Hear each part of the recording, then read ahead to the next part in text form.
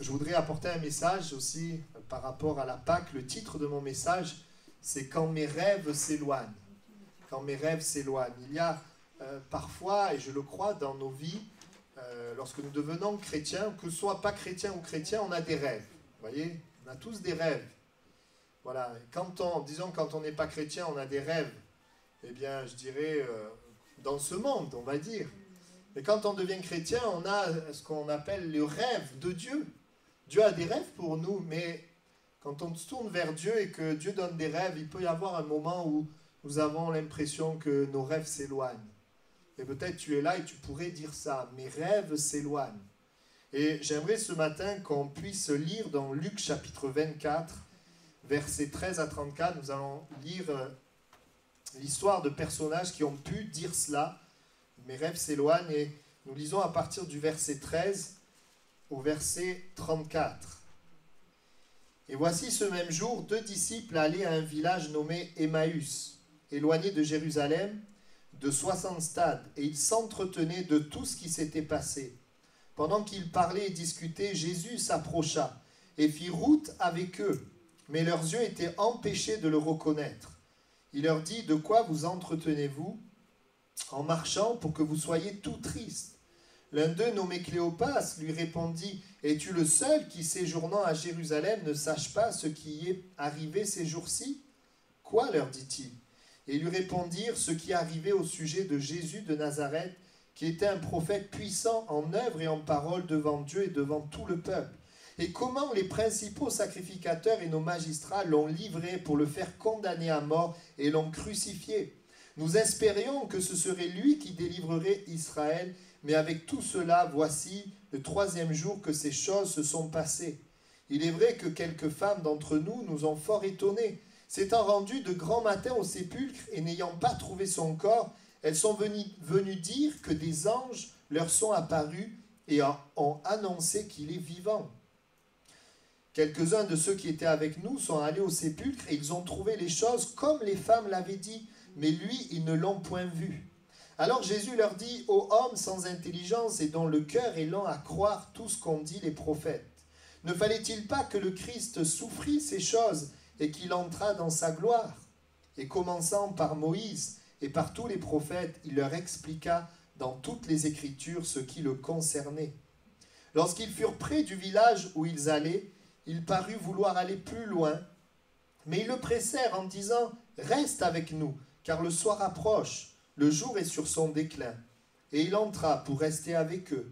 Pendant qu'il était à table avec eux, il prit le pain, et après avoir rendu grâce, il le rompit et le leur donna. Alors leurs yeux s'ouvrirent, et ils le reconnurent. Mais il disparut de devant eux. Et ils se dirent l'un à l'autre, « Notre cœur ne brûlait-il pas au-dedans de nous lorsqu'il nous parlait en chemin et nous expliquait les Écritures ?» Se levant à l'heure même, ils retournèrent à Jérusalem et ils trouvèrent les 11 et ceux qui étaient avec eux assemblés et disant « Le Seigneur est réellement ressuscité et il est apparu à Simon. Amen. » Voilà, ces hommes avaient un rêve. Au verset 21, « Nous espérions que ce serait lui qui délivrerait Israël. » Ils avaient le rêve que Jésus puisse régner. Et j'aimerais vous dire, pour qu'ils aient ce rêve, il y avait une réalité, c'est qu'ils étaient disciples de Jésus. Et vous savez, quand on est disciple de Jésus, notre rêve, c'est le règne de Dieu. Le rêve de Dieu, c'est le règne de Dieu. Et on voit qu'ils avaient ce rêve que Jésus, il vienne délivrer Israël. Mais c'est comme si leur rêve s'est éloigné, parce que Jésus est mort. Et donc ils descendent de Jérusalem vers Emmaüs. Ils sont tristes, le Seigneur Jésus le dira, « Pourquoi vous êtes tristes ?» Ils sont déçus. Ils ont un rêve. Ce rêve venait de Dieu. Pourquoi?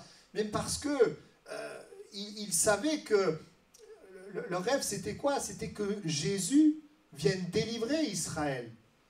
C'était par lui, par Jésus, que le règne de Dieu allait se manifester. Jésus, ils espéraient que Jésus soit l'auteur de la délivrance du peuple. Et c'est le rêve de Dieu parce que leur rêve n'était pas centré juste sur eux. C'était un rêve pour le peuple. Que Jésus vienne délivrer Israël. Et est-ce que vous savez que Dieu a des rêves pour nous. Et le rêve de Dieu, c'est quoi? C'est que lui agisse pour sa gloire. Et pour sa gloire, c'est pour les autres. C'est pour notre prochain. Ils avaient un rêve de Dieu parce qu'ils étaient des disciples. Ils avaient suivi Jésus. Ils avaient suivi Jésus. Pourquoi? Parce qu'ils savaient que Jésus était particulier. Ils savaient que Jésus les aimait, que Jésus était puissant, et ils l'ont suivi. Ils ont été convaincus dans leur cœur. Et il y avait ce rêve que Jésus vienne délivrer Israël. Maintenant, ils sont déçus parce que ils avaient un rêve, mais ils n'avaient pas la révélation de comment ce règne allait venir. Et nous allons en parler ce matin. Vous savez, pour chacun d'entre nous, Dieu a un rêve. Dieu a un but, Dieu a un plan. Et en tant qu'être humain, nous avons été créés pour vivre le rêve de Dieu, le règne de Dieu. Le règne de Dieu, qu'est-ce que c'est? La Bible en parle. Le règne de Dieu ou encore le royaume de Dieu, c'est l'amour, la paix, la joie par le Saint-Esprit. Le règne de Dieu, qu'est-ce que c'est? C'est ce qu'on trouve au ciel, qui vient sur la terre. Qu'est-ce qu'on trouve au ciel? Au ciel, on trouve l'amour, on trouve la joie, on trouve la santé, on trouve la bénédiction, on trouve la sainteté, on trouve la vie. Le règne de Dieu, eh bien, c'est d'abord le salut des hommes, parce que la Bible dit que les hommes sont prisonniers du péché. Et par le péché, ils sont morts éternellement.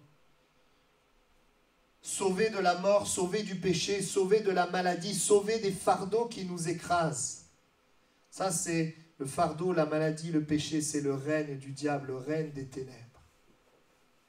Mais le règne de Dieu, eh bien, c'est d'être sauvé, c'est d'être restauré, c'est de recevoir la vie éternelle, la vie en abondance. Le règne de Dieu, c'est une puissance qui nous transforme. C'est une puissance qui change les situations. C'est le règne de Dieu, oui, c'est la joie, c'est la paix dans notre cœur. Le règne de Dieu, c'est de pouvoir collaborer avec lui pour que d'autres hommes connaissent la vie. Le règne de Dieu, c'est tout cela. Et c'est le rêve de Dieu. Et on voit que ces hommes, ils sont déçus. Ils s'éloignent de leur rêve. Ils vont vers Emmaüs. Ils s'éloignent de Jésus, ils s'éloignent de Jérusalem parce que tout simplement, ils sont restés au fait que Jésus est mort.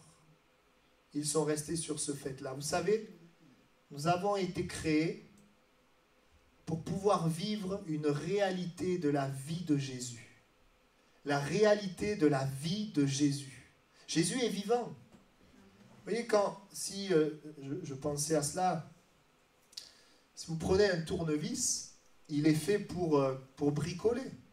Il est fait pour faire des travaux. Si tu commences à prendre un tournevis pour faire la cuisine, tu vas avoir un souci. Si tu commences à prendre une fourchette pour essayer de bricoler, tu vas avoir un souci. J'aimerais te dire, l'être humain, il est fait pour le règne de Dieu. Il est fait pour le rêve de Dieu. La voiture, elle est faite pour rouler. Si la voiture ne roule pas, eh bien, au bout d'un moment, elle se détériore. L'être humain a été fait pour le rêve de Dieu, le règne de Dieu. Et quand nous vivons ce rêve de Dieu, notre cœur est comblé. Parce que nous vivons pour ce pourquoi nous avons été créés. Il y a des choses qui sont créées pour une chose. Si tu les utilises pour autre chose, ça crée des problèmes. Et tu as besoin de savoir que Dieu a un rêve pour toi. Dieu a un plan pour toi. Et son rêve, c'est qu'il y ait ce règne. Que tu sois sauvé de ce qui te détruit et que tu reçoives la vie qui vient de Dieu, qui vient d'en haut. Ils s'éloignent de Jésus, ils croient que Jésus est mort et que donc c'est terminé. Et c'est vrai que Jésus était mort, mais ce n'était pas terminé. Jésus n'était pas seulement mort, Jésus était ressuscité. Ils s'éloignent. Et peut-être ce matin, dans ta vie, tu t'éloignes de ces rêves. Tu t'éloignes du rêve d'avoir une vie libre, de pouvoir être libéré du péché, libéré de quelque chose qui domine. La parole de Dieu nous montre qu'ils sont déçus. On le voit, ils sont déçus. Ah, Jésus n'a pas agi. Et peut-être tu t'éloignes de tes rêves parce que tu es déçu, tu n'as pas vu Jésus agir. Ils s'éloignent, ils sont dans l'incompréhension. Ils pensaient que Jésus allait établir un règne. Voilà, peut-être ils pensaient un règne extérieur. Mais quand Jésus meurt, ils ne voient pas le règne. Ils sont dans l'incompréhension. Et peut-être que tu écoutes ce matin et tu es dans l'incompréhension.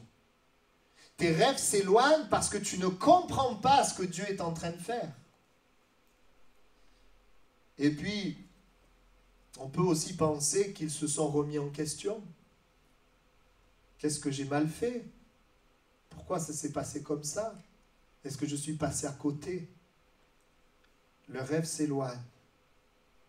Ils ont quand même donné toute une partie de leur vie pour suivre Jésus. Un disciple, c'est quelqu'un qui se consacre à Jésus. Ça veut dire qu'il a un maître. Ils ont donné une partie de leur vie et les voilà déçus, les voilà dans l'incompréhension. Toute une partie de leur vie s'écroule, on ne comprend pas. Et peut-être tu m'écoutes ce matin et oui, tu t'éloignes de tes rêves, tu as donné une partie de ta vie à Jésus, tu as donné, quand je dis une partie de ta vie, ça veut dire qu'il y avait un temps où tu ne le connaissais pas et puis tu l'as connu et tu l'as suivi pendant un temps, jusqu'à aujourd'hui. Et tu te retrouves peut-être comme ses disciples. Mes rêves s'éloignent. Le rêve de voir Jésus régner s'éloigne. Régner dans mon cœur, régner autour de moi, régner dans ma famille, régner dans mon corps, qui peut-être est malade. Il s'éloigne. Et la parole de Dieu nous dit que pourtant, il va y avoir autour d'eux des témoignages. Il va y avoir des personnes qui vont le dire. Je vais le lire, versets 22 à 24. Il est vrai que des femmes d'entre nous ont fort étonnés. S'étant rendues de grand matin au sépulcre et n'ayant pas trouvé son corps, elles sont venues dire que les anges leur sont apparus et ont annoncé qu'il est vivant. Ces personnes-là qui sont déçues, ils ont le témoignage d'autres personnes qui leur disent « Non, Jésus n'est pas juste mort, il est ressuscité ». Et peut-être tu es là aujourd'hui, en train de t'éloigner, des rêves s'éloignent, et pourtant autour de toi, des hommes et des femmes te disent que Jésus est vivant. Tu vois autour de toi des hommes et des femmes qui expérimentent la vie de Dieu, qui vivent quelque chose.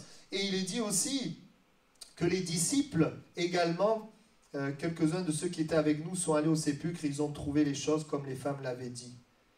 Mais lui, ils ne l'ont point vu. Malgré ce que d'autres ont vécu, eh bien, ils ne croient plus dans les rêves de Dieu. Ils sont déçus, ils s'en éloignent. Ils laissent l'incompréhension, la déception, eh bien, les éloigner de ce Jésus. Et ça laisse dans leur cœur, on imagine, un sentiment un peu amer d'incompréhension, d'étonnement, de déception.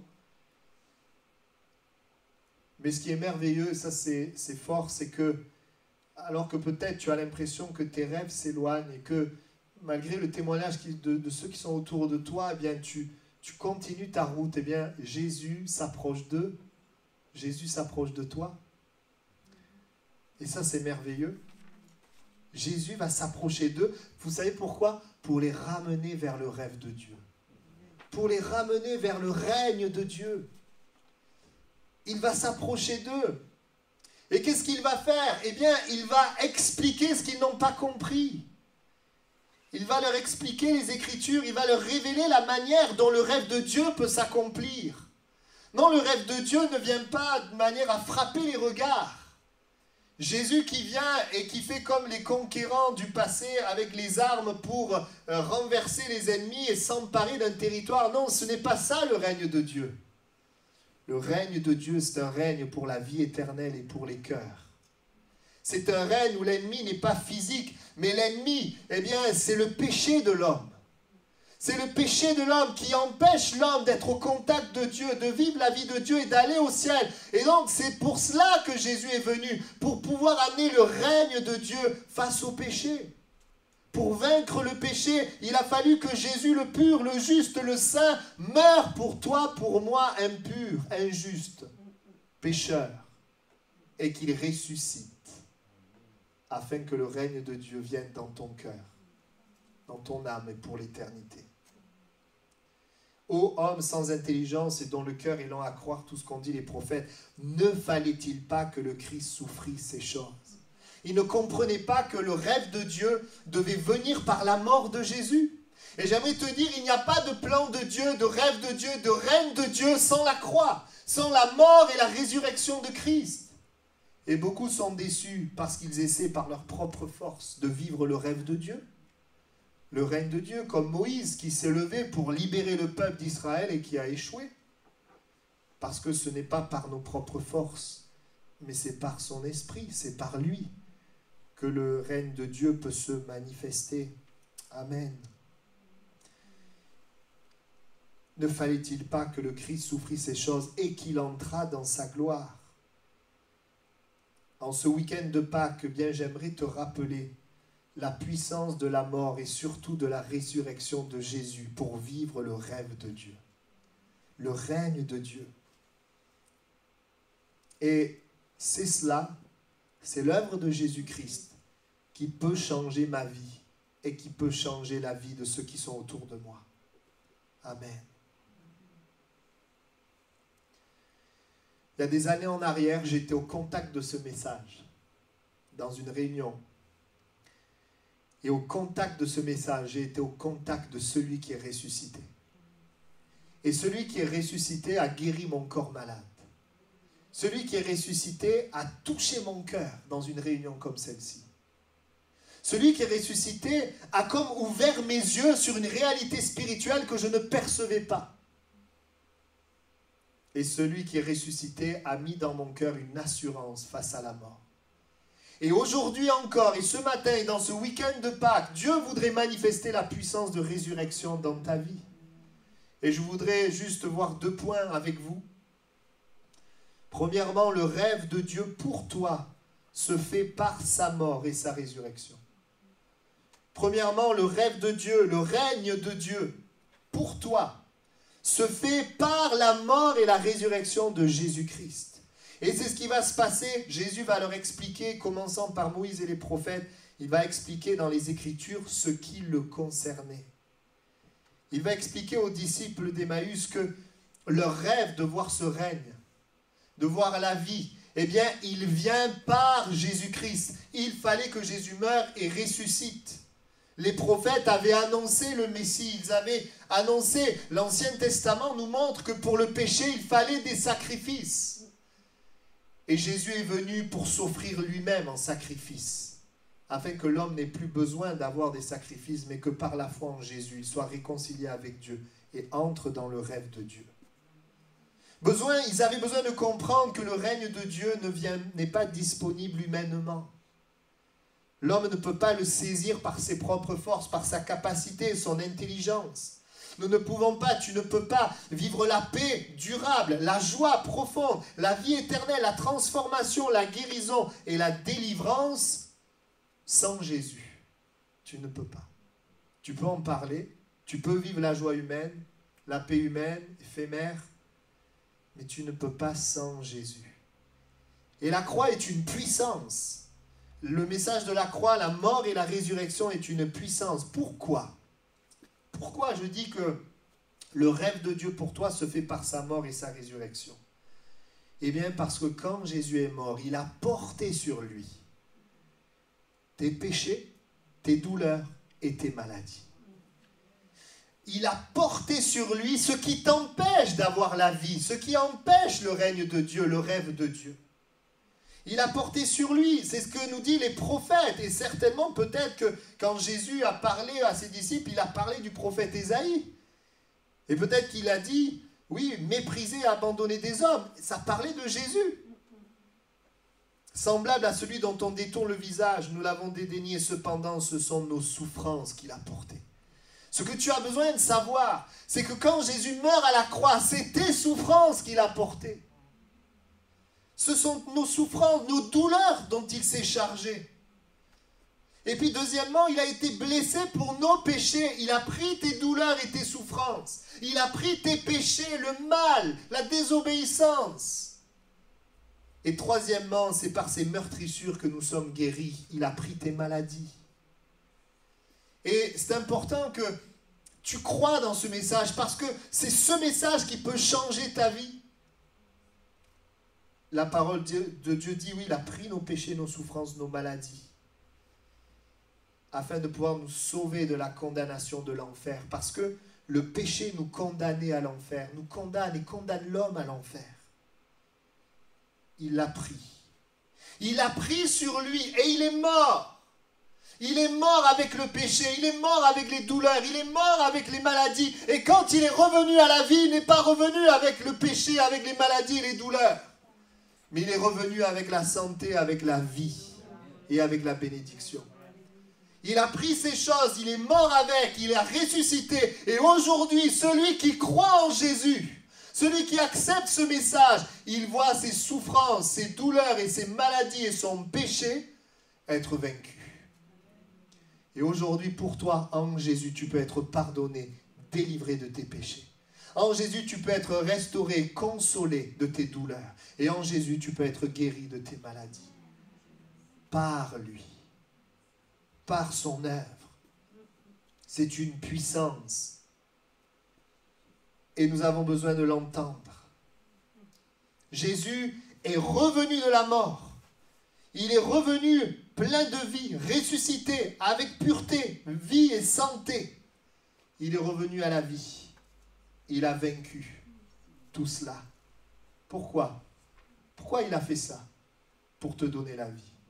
Pour me donner la vie. Parce qu'il nous aime. Parce qu'il t'aime. Amen. Vous savez, beaucoup de gens vivent comme si Jésus était toujours mort. Un jour, j'ai vu un film. Alors, ce n'est pas une histoire vraie, hein, mais c'était intéressant. Dans ce film, on voyait un père qui part à la guerre. Puis à un moment donné, dans cette guerre, il y a des coups de feu partout et il choisit de s'allonger pour ne pas mourir. Et alors qu'il s'allonge, il y a une autre personne qui est là et qui le voit allongé, il est blessé, mais il ne bouge pas. Il prend sa chaussure, il met sa chaussure pour pouvoir courir. Et cet homme court et se fait tirer dessus, il se fait tuer. On récupère son corps, on prend la chaussure et dans la chaussure, il y avait le nom de l'autre. Et on vient annoncer à la famille que leur père est mort, alors qu'en fait, il était vivant. Parce qu'ils l'ont identifié avec la chaussure. Donc la famille fait les obsèques. Font les obsèques et elles commencent à vivre comme si leur père était mort jusqu'à ce qu'ils découvrent que leur père revient et qu'en fait, il n'est pas mort. Et beaucoup de gens vivent en croyant que Jésus est mort, jusqu'au jour où ils découvrent qu'il est ressuscité. Et quand tu découvres que Jésus est vivant et ressuscité, ça change tout. Il n'y a plus lieu de pleurer, il n'y a plus lieu de faire des obsèques, il n'y a plus lieu de vivre dans la solitude. Non, il est vivant. Et j'aimerais te dire ce matin, il est vivant. Peut-être que le diable, avec ses mensonges, te fait croire que Jésus est mort, comme on a fait croire avec cette chaussure que c'était leur père qui était mort. Mais la vérité, c'est que Jésus est vivant.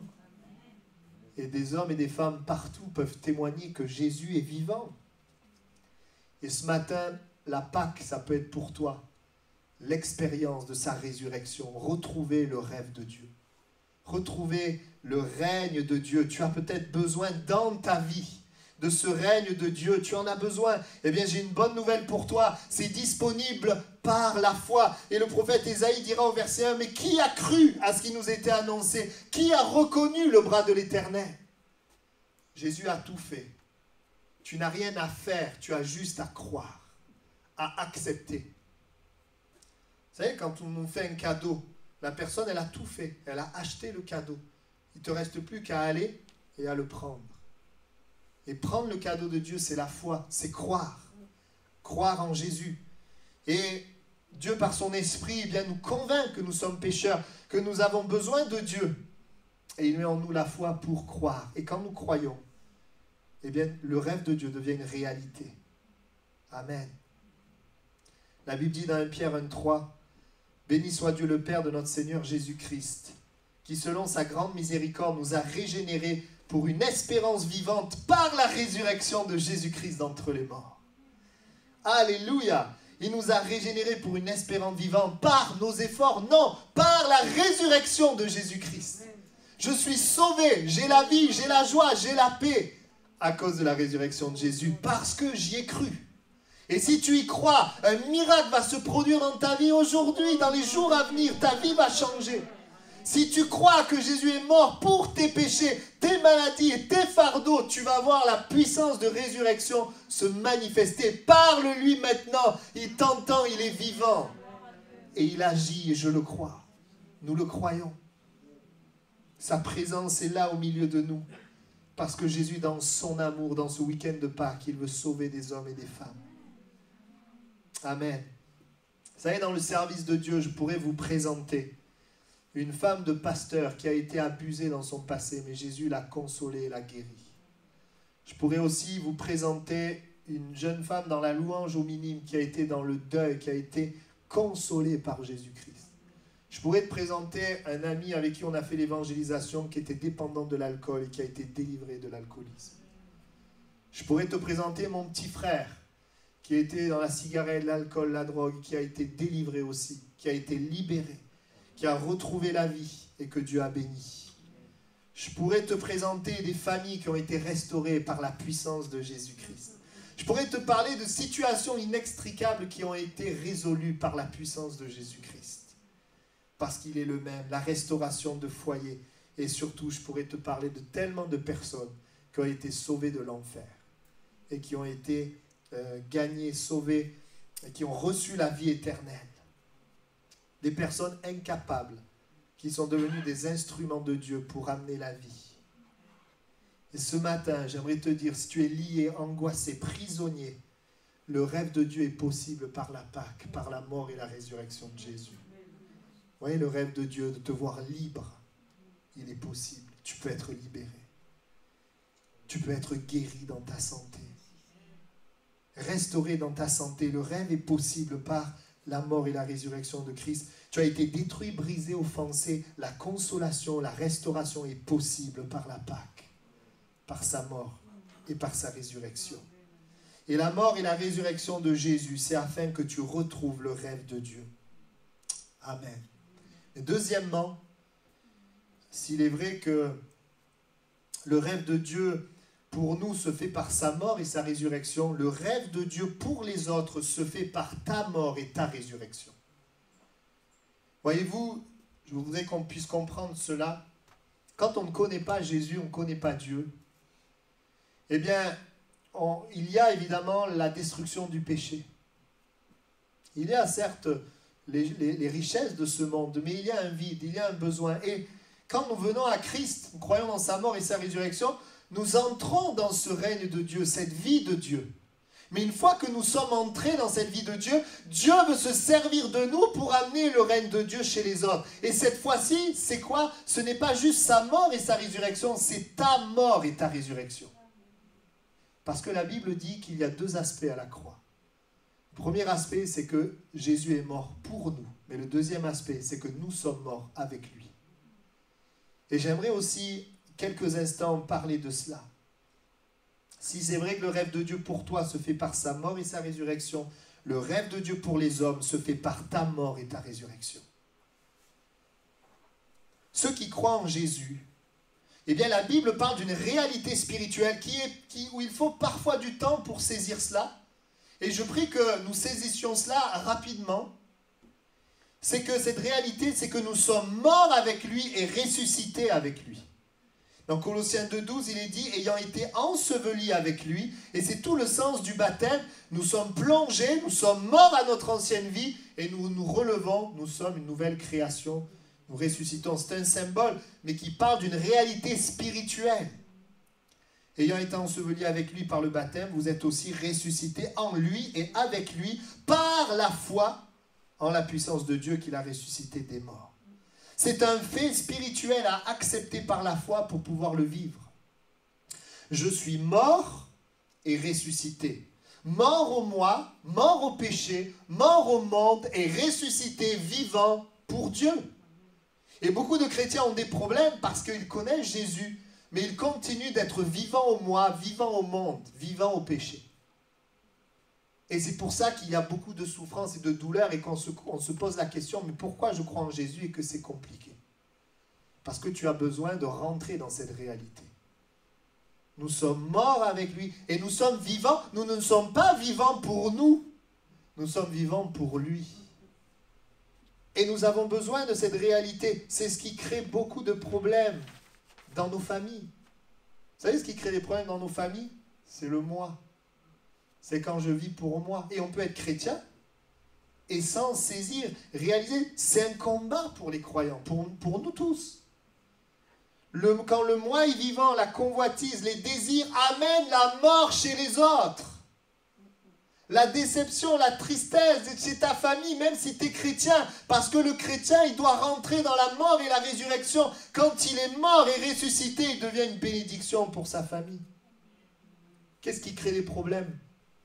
Le moi, mes désirs, mes convoitises. Et ça crée des problèmes. Alors, vous savez, on arrive à vivre avec des gens extérieurs. Mais c'est un défi de le vivre dans nos propres familles, dans le couple, dans les relations parents-enfants, avec les gens que nous côtoyons régulièrement, dans le monde du travail, chef-employé. Et j'aimerais te dire ceci, un jour j'ai entendu ça d'un pasteur qui disait « Tant qu'il y a de la mort, il y a de l'espoir. » On a l'habitude de dire « Tant qu'il y a de la vie, il y a de l'espoir. » Mais bibliquement, tant qu'il y a de la mort, il y a l'espoir. Parce que quand il y a la mort, il y a la puissance de résurrection. Quand il y a la mort, alors il peut y avoir la vie. On ne peut pas, et Dieu ne peut pas ressusciter ce qui est vivant. Mais Dieu ressuscite ce qui est mort. Et si Jésus a amené la vie chez les hommes, c'est parce que lui est mort à ses propres choix, à ses propres désirs. Il est mort au monde, il est mort à la chair. Nous le voyons dans cette préparation au désert, face au diable. La convoitise de la chair, si tu es fils de Dieu, change ces pierres en pain. Il est mort à cela. Quand tu lui dis, ben, si tu es fils de Dieu, saute du temple. L'orgueil de la vie, il est mort à cela. Si tu es fils de Dieu, regarde tous ces royaumes-là. Si je te les donne, si tu te prosternes, convoitise des yeux, il est mort à cela. Et c'est parce qu'il est mort à cela que la puissance du Saint-Esprit s'est manifestée pour amener la vie chez les hommes. Et frères et sœurs, pour que Dieu se serve de nous pour amener la vie, nous avons besoin d'être morts et ressuscités. Amen. Et c'est ce que Paul dira dans la réalité du croyant. J'ai été crucifié avec Christ. Je suis mort avec lui. Si je vis, ce n'est plus moi qui vis. C'est Christ qui vit en moi. Si je vis maintenant dans la chair, je vis dans la foi au Fils de Dieu qui m'a aimé et qui s'est livré lui-même pour moi. Et je voudrais vous parler quelques instants de tous ces versets qui parlent de cette réalité que nous avons besoin de saisir. Si nous ne saisissons pas cela, nous souffrons en tant que chrétiens. 2 Corinthiens 5,15, il est mort pour tous, afin que ceux qui vivent ne vivent plus pour eux-mêmes, mais pour celui qui est mort et ressuscité pour eux. Je ne vis plus pour moi-même, je vis pour lui. Amen. 1 Corinthiens 6,19, ne savez-vous pas que votre corps est le temple du Saint-Esprit qui est en vous, que vous avez reçu de Dieu, et que vous ne vous appartenez point à vous-même? Quand nous comprenons cela, nous le croyons, et que nous vivons dans cette réalité spirituelle, nous commençons à devenir une bénédiction pour les gens qui sont autour de nous. Vous savez ce qui amène les problèmes? C'est ces trois aspects, l'orgueil de la vie, la convoitise des yeux, convoitise de la chair. Le moi, l'amour du monde. Et c'est tellement important ce matin que tu comprennes que si tu as accepté Jésus, tu es mort. Tu es une nouvelle création. Vous savez, le problème, c'est que quand on accepte Jésus, on a tout un passé avec des réflexes, avec des choses dans notre âme. Et il y a une rééducation que Dieu veut faire. Parce qu'une fois qu'on accepte Jésus, on a le réflexe de vivre comme nous vivions avant. Et Dieu fait un travail, nous amène au désert pour changer cela. Pour nous amener petit à petit à ne plus vivre selon notre âme, mais vivre selon la parole et l'esprit. Et ça fait mal. C'est pas facile. Mais c'est ça qui va amener la vie chez les autres. Dieu veut se servir de toi, de moi, pour que les autres aient la vie. Romains 7,4. De même, mes frères, vous aussi, vous avez été, par le corps de Christ, mis à mort en ce qui concerne la loi, pour que vous apparteniez à un autre, à celui qui est ressuscité des morts, afin que nous portions des fruits pour Dieu. Le fruit pour Dieu, il vient du fait que nous ne nous appartenons pas à nous-mêmes. Et ce verset tellement clair, tellement puissant, 2 Corinthiens 4, 12, la mort agit en nous et la vie agit en vous. Si la mort agit en toi, il y aura cette puissance de résurrection. Et Paul parlera, oui, la puissance de résurrection. Je veux connaître Christ et la puissance de résurrection et la communion de ses souffrances en devenant conforme à lui dans sa mort.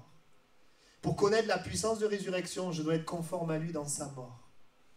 Accepter. Vous savez, beaucoup de gens essayent, ça a été mon cas, c'est le cas de beaucoup de personnes, ils essayent de mourir, il faut que je meure à moi-même, il faut que je... Mais c'est pas ça.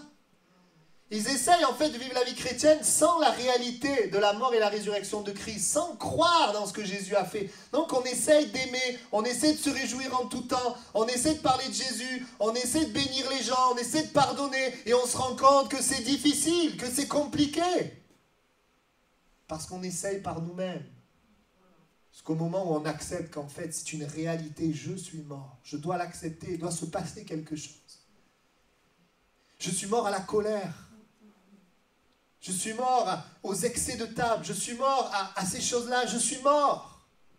Acceptez cela. Il faut qu'il y ait une souffrance. Il faut qu'il y ait un cri. Et je suis maintenant ressuscité. Je marche par l'Esprit.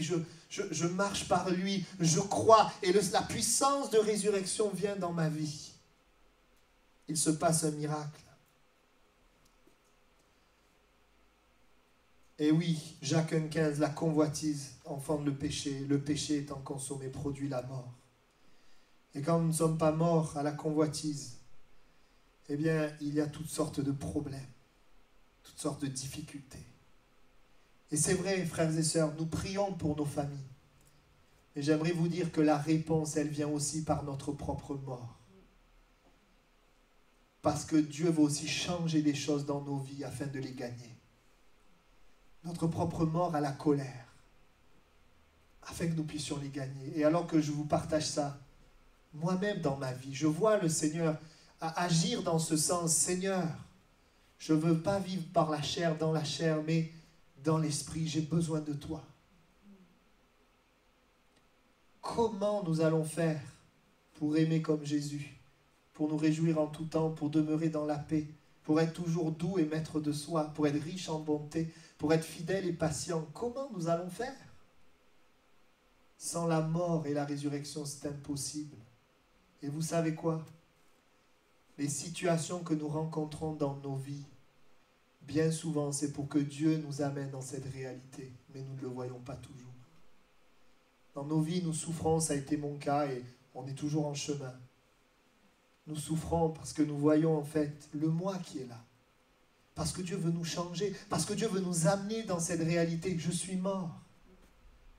Je suis maintenant ressuscité avec lui. Je ne vis plus selon ce que je pensais avant, selon mes réflexes, selon les choses du passé, du monde, du moi. Je vis selon la parole de Dieu, la parole de Christ. Cette relation que j'ai avec lui me donne la capacité de vivre cette nouvelle vie. Vous trouverez ça, les situations de la vie nous amènent dans la mort dans 2 Corinthiens 4, versets 10 et 11. Vous pourrez le lire à la maison. Et nous devons passer par là pour amener la vie aux autres. Vous savez, c'est vrai, Dieu donne la vie aux autres parce qu'on appelle l'onction. Il y a les dons de l'esprit, les dons puissants. C'est indépendant de notre vie. Voilà, Dieu, c'est des cadeaux. Dieu donne des cadeaux pour se révéler aux gens. C'est une manière. Mais si nous voulons avoir un impact dans la vie des personnes qui sont autour de nous, eh bien, nous avons besoin de nous identifier à sa mort et à sa résurrection et de le vivre, en vivre la réalité.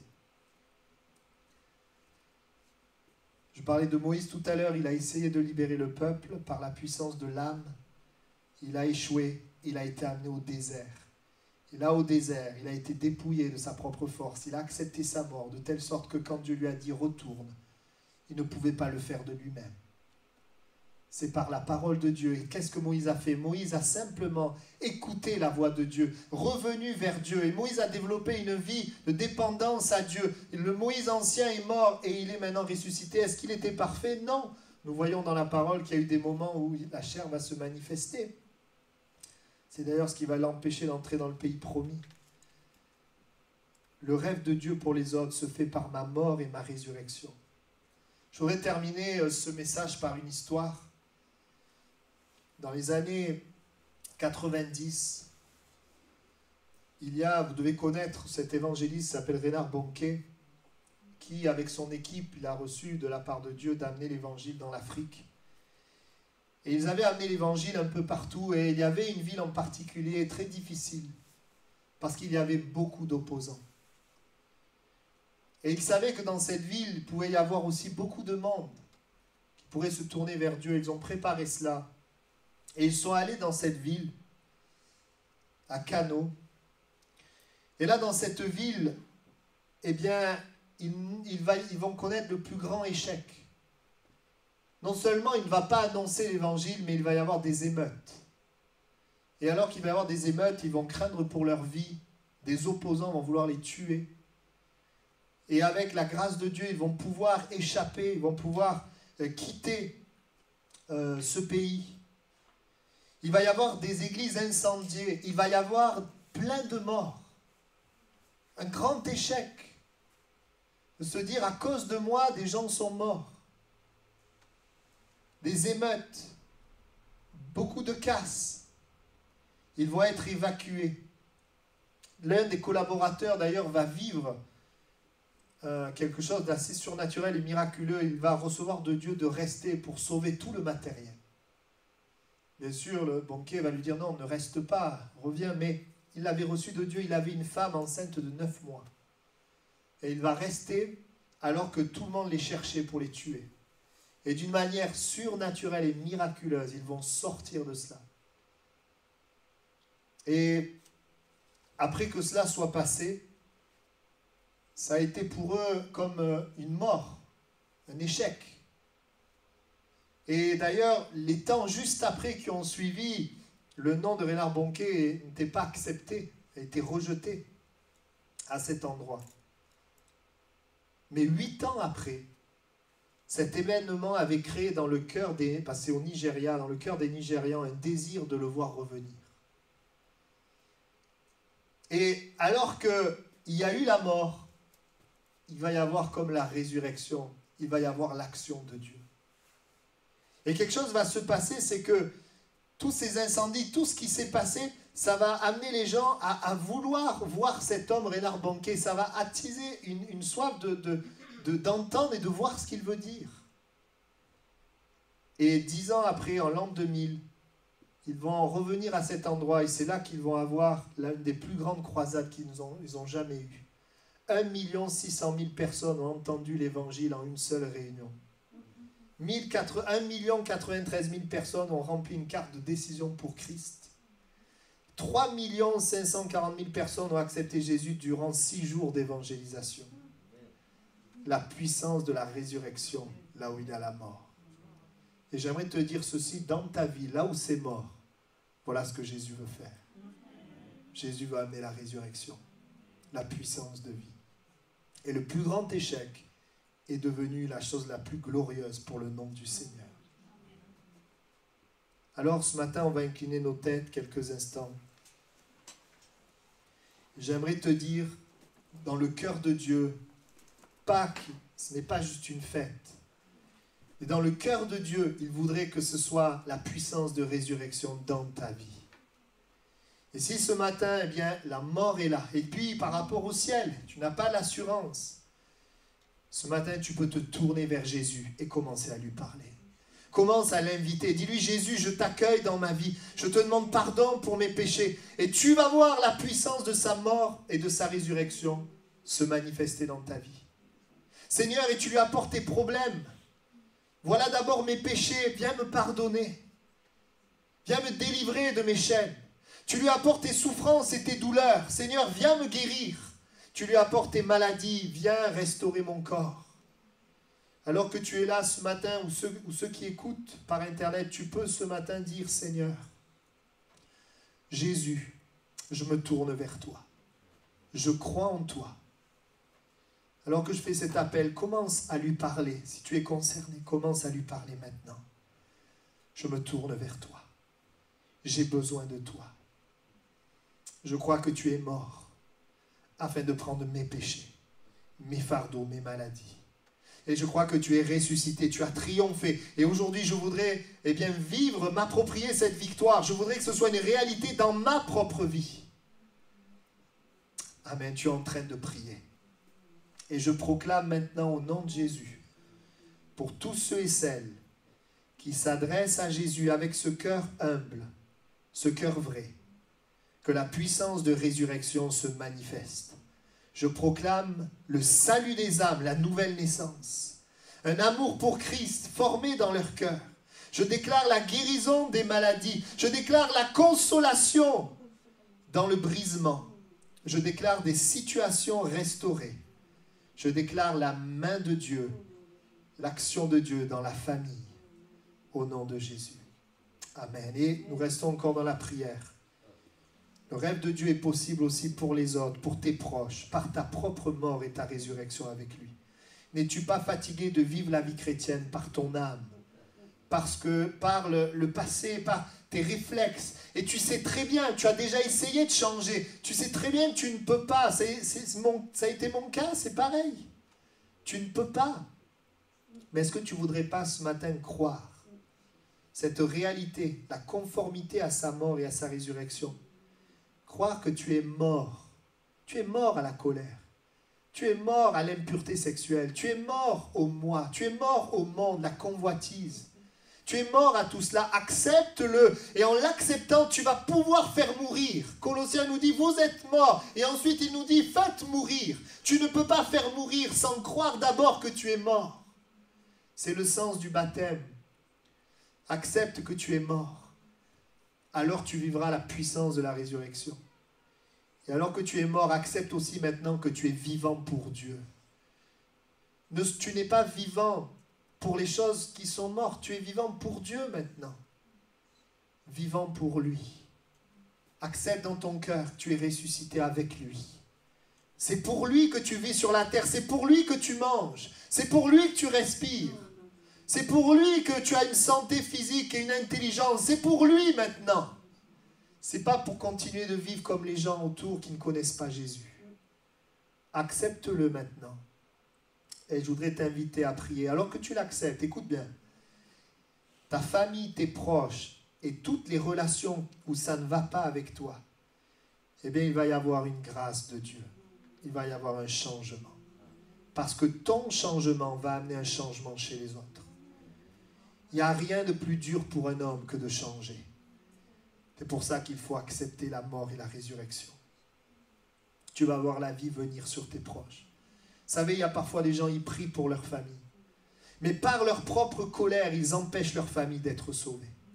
Et tu as besoin de comprendre que j'ai besoin de croire dans la mort et la résurrection. J'ai besoin de régler ce problème. Je ne peux pas continuer comme ça. Et alors le Seigneur vient nous secourir. Et même si le juste tombe, 7 fois, il se relève. J'aimerais prier pour toi. Je ne vais pas demander de lever la main, mais simplement si tu es concerné, parce que là où tu es à ta place. Ne fais pas cela, ne dis pas Seigneur, je vais essayer de changer. Ne fais pas cela. Accepte que tu es mort. Accepte cette réalité. Accepte-le d'abord. Confie-toi dans l'œuvre de Christ.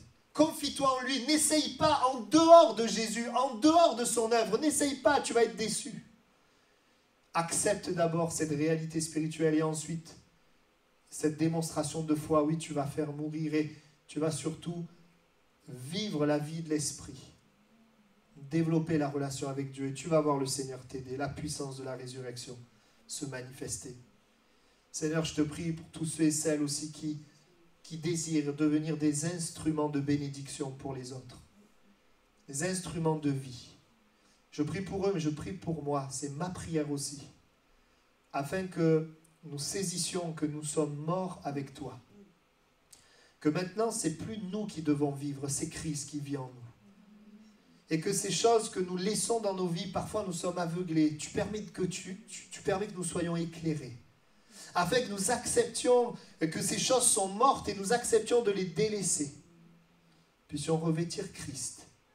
Je te prie pour mes frères et sœurs, afin que nous vivions la mort et la résurrection. Que ta puissance de résurrection se manifeste. Nous ne voulons pas mourir dans le désert. Nous ne voulons pas demeurer dans le désert.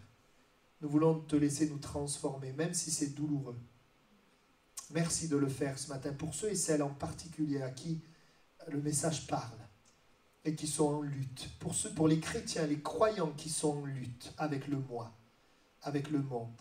Seigneur, tu leur permets de croire et de t'attacher, de s'attacher à toi, à cette réalité. Merci. Merci pour ta victoire. Amen. Amen.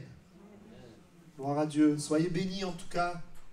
Voilà, Dieu a un rêve pour nous et même si nos rêves s'éloignent, le rêve de Dieu est possible par la Pâque, par la mort et la résurrection. C'est ce que le Seigneur a mis sur mon cœur de partager avec vous. Voilà, et on veut s'encourager les uns les autres.